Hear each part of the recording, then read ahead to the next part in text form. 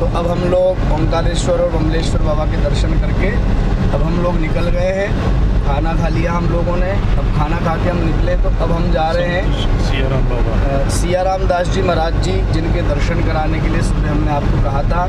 एक दिव्य विभूति नहीं बता पाए थे सुबह। और एक तपस्वी, ऐसे मनस्वी व्यक्ति जो जीवन में अपने शरीर पे कोई वस्त्र धारण नहीं करते, टोपी नहीं धारण करते और नित्य नर्मदा जी का ब्रह्म मुहूर्त में स्नान करने, जिनकी आयु सैकड़ों वर्षों से भी ज़्यादा बताई जाती है, जिनकी महिमाओं का गुणानुवाद हम शब्दों में व्यक्त नहीं कर सकते। और महाराज जी कभी किसी से दान नहीं लेते।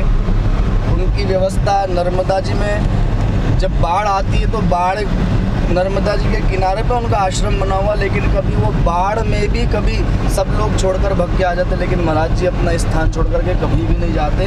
और उनसे पूछा जाता तो यही कहते बस माँ आई थी और मुझे दर्शन दे करके चली गई। ऐसे दिव्य विभूति संत के दर्शन जो दीपक के सामने खड़े हो जाते तो दीपक प्रज्वलित हो जाता, ऐसे दिव्य आत्मा के दर्शन करने के लिए हम लोग जा रहे हैं और हमारे साथ आप लोग भी दर्शन का लाभ लें और संत कृपा का प्रसाद प्राप्त करें।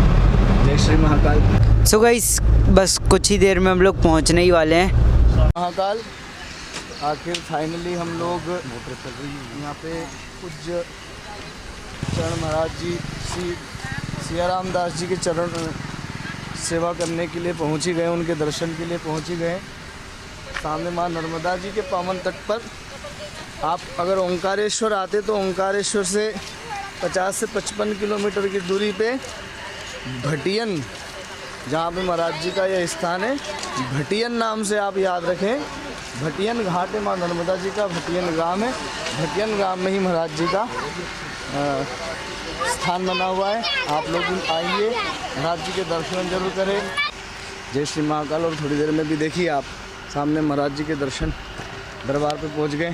कितना सुंदर दृश्य है। इधर माँ कलकल निनादिनी, कली कलमश हारिणी, कलयुग में सभी जीवों का कल्याण करने वाली माँ नर्मदा जी प्रवाहित हो रही है। और नर्मदा किनारे पे पूज्य संत चरण का आश्रम में कुछ क्षण में महाराज जी के दर्शन के लिए हम लोग पहुँचेंगे, आप लोगों को भी दर्शन करेंगे। Wait and watch. So guys, now finally we are here. हम लोग पहुंच चुके हैं और ये रहे बाबा जी।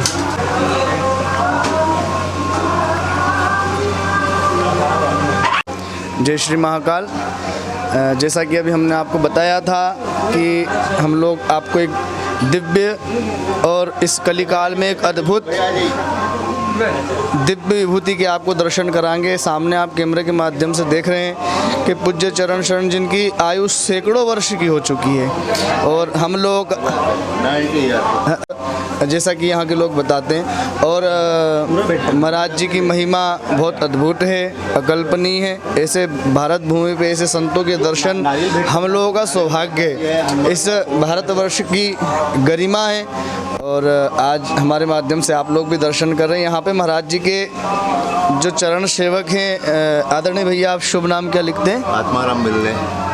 आत्माराम बिल्ले हमारे आत्माराम जी बैठे हैं।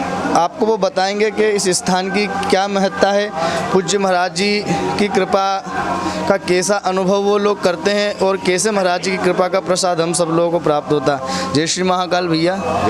महाराज जी के बारे में थोड़ा हमारे चैनल के माध्यम से बताइए। प्रश्न करोगे तो उत्तर मिलेगा, प्रश्न के आधार पर उत्तर मिलेगा। प्रश्न, महाराज जी की यहाँ पे सेवा, कितने वर्ष से महाराज जी यहाँ पे रह रहे हैं और महाराज जी कैसे भक्तों को उनकी कृपा सुलभ प्राप्त हो सकती है?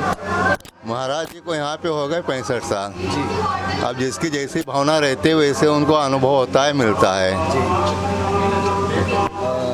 और महाराज जी के बारे में कुछ बताइए हमारे चैनल के माध्यम से सब लोगों। आपको जो भी प्रश्न हो करो, उसका उत्तर दें। ये प्रश्न ही हम आपसे करें कि महाराज जी की दिनचर्या कैसी है? जैसे अभी चल रहा है इसी प्रकार दिनचर्या हमेशा रहती है। इसी प्रकार प्रातःकाल कितनी बजे से महाराज जी का स्नान से लेकर के विश्राम तक की कैसा क्या समय रहता है महाराज जी का? प्रातःकाल 6:30 बजे खड़े हो जाते हैं, स्नान मंजिल पे करते हैं जी। 11 बजे 12 बजे रात हो जाते हैं उनको, जी। उसके बाद में फिर विश्राम करते हैं। और महाराज जी की अनुमानित आप कितने वर्ष से महाराज जी को इसी अवस्था में देख रहे हैं? मेरा तो पूरा जीवन उन्हीं के चरणों में बीता है। जय भैया, बहुत अच्छा लगा आपसे बात करके और महाराज जी के बारे में। पुनः एक बार और आप लोग महाराज जी के पास से दर्शन कराओ।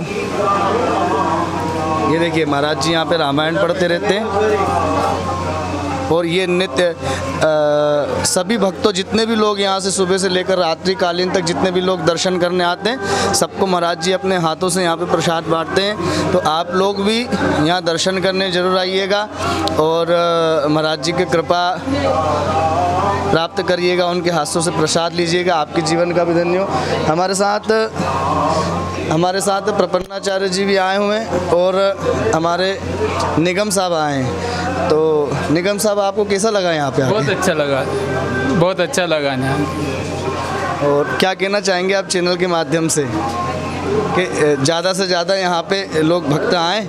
हाँ आए। और हमारे प्रपन्नाचार्य जी, आपको कैसा लगा यहाँ पे आकर के और कैसी अनुभूति हुई आपको यहाँ पर आके? साक्षात आज के दौर में किसी भगवान को अगर देखना हो तो आप इनको आकर के देख सकते हैं कि भगवान के स्वरूप में आकर के कैसे भक्तों को पालन करते हैं। वो यहाँ पर सिया रामदास जी महाराज जी को देख करके लगता है कि उनकी यहाँ कैसी अखंड एक दिनचर्या यहाँ पर जमी हुई है। मैया नर्मदा को छोड़ करके वो कहीं जाते नहीं हैं, उन्हें यहाँ से हटाने के कई बार प्रयास किए गए, लेकिन वो यहीं जमे हुए हैं। एक छोटे से गाँव के अंदर एक नर्मदा किनारे पर बैठे हुए हैं और बड़ा दिव्य स्वरूप उनका नज़र आ रहा है। देख करके आनंद आ रहा है कि हाँ, हनुमान जी महाराज यहाँ पर बैठे हैं। आज के इस समय में भी उनको आपने देखा है, इस उम्र में भी वो रामायण जी का नियमित पाठ करते हैं और भगवान के सामने उनकी मैया के दर्शन करने जब जाते हैं तो हाथ पे दीपक रख के खाली उनको रखना पड़ता है, अपने आप जल करके वो आरती करता है। ये यहाँ पर हमने देखा हुआ है। ताकि आप और यहाँ पर आपके साथ हम लोग आए हैं, तो आप इस चैनल के माध्यम से बताएं कि जो व्यक्ति अगर यहाँ पे आना चाहें और महाराज जी के दर्शन करना चाहे तो उनके लिए कौन सा रास्ता सुलभ होगा? आपको यहाँ आना है तो इंदौर से मंडलेश्वर होकर के आप यहाँ आ सकते हैं, या इंदौर से ओंकारेश्वर और सनावद होकर के आप यहाँ आ सकते हैं। इंदौर से लगभग 150 किलोमीटर के अंदर का 100 किलोमीटर के लगभग का पड़ता है। आप यहाँ दोनों तरफ से आकर के यहाँ भगवान के दर्शन कर सकते हैं। ये कौन सा ग्राम बताया आपने? ये भटियन गाँव है। जी जी जी। तो आप लोग भटियन ग्राम जरूर पधारें। ओंकारेश्वर जब आएँ तो ओंकारेश्वर से 50-60 किलोमीटर की दूरी पे स्थान आपको पड़ता है। महाराज जी के दर्शन जरूर। आज साक्षात भगवान के अंश अगर आपको इस संसार में देखना है, अंश क्या करे, साक्षात हनुमान जी महाराज के अगर मानव रूप में अगर आपको दर्शन करना है तो ऐसे संत ही संत दर्श को चालिए और तज माया अभिमान, और जो जो पग आगे चले कोट यज्ञ समान। ऐसे संतों के दर्शन करने के लिए जब अगर आप एक एक कदम भी जीवन में आगे बढ़ाते, आपको करोड़ों करोड़ों यज्ञों का पुण्य फल प्राप्त होता है। तो ऐसे संतों के दर्शन जरूर करें, उनकी कृपा का आशीर्वाद जरूर प्राप्त करें और अपने जीवन का और अपने परिवार का आत्मकल्याण करें। पुनः एक बार महाराज जी के चरणों में पुनः हम प्रणाम करके फिर आगे आपको नर्मदा मैया के दर्शन कराते हैं। जय श्री मां। हाँ, हमारे जो अभिषेक भैया हैं, अभिषेक भैया आपको कैसा लगा यहाँ आकर के? तो बहुत अच्छा लग रहा है गाइस, मतलब एक पॉजिटिव वाइब्स जो होती हैं बहुत ही अलग, मतलब दिल को सुकून मिल गया यहाँ के, ये कह सकता हूँ मैं। और कहने के लिए मेरे पास शब्द नहीं है कि मैं कुछ कहूँ। तो जय श्री राम। जय। क्या आपने सोचा था कि कभी आप यहाँ पे आएंगे और ऐसे संतों के दर्शन जो इंटरनेट की सोशल मीडिया के माध्यम से आज के युग में जो महाराज जी इतने ज़्यादा वायरल हुए हैं, और आपने भी कभी सोचा था कि आपको यहाँ पे कभी दर्शन होंगे? सोचा तो नहीं था, लेकिन जीजा जी हमको ले आए यहाँ पे, तो बहुत बहुत धन्यवाद आपको भी। तो एक बार और दर्शन करते हैं और फिर चलते हैं अपन। यहाँ नर्मदा जी भी हैं सामने। आप कहाँ से आए भैया? कहाँ से? सनाव से। क्या कैसा लग रहा है आपको यहाँ? बहुत अच्छा लग रहा है।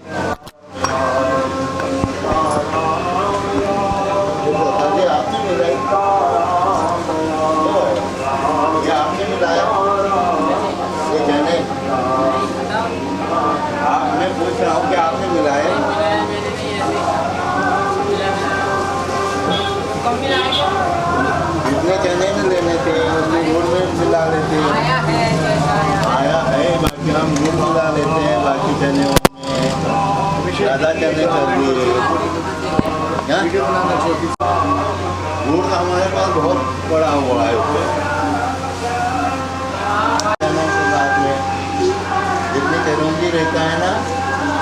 50 मिलाते हैं, बाकी पूरे 50 बांटते हैं। कहने ज़्यादा हो गया, चलो अब हो गया।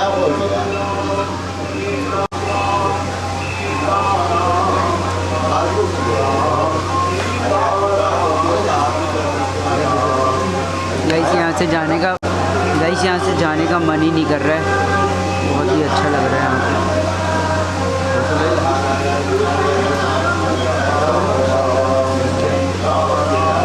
सब लोग यहाँ पर महाराज जी के सब सेवा के, महाराज जी अकेले रहते, कोई नहीं रहता महाराज जी के साथ परमानेंट।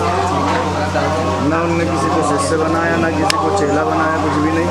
ये देखो एक यहाँ पर, एक उस साइड में देखो, वहाँ पर दोनों पैरों के बीच में एक महाराज जी के पैरों के पास में बैठा हुआ हो,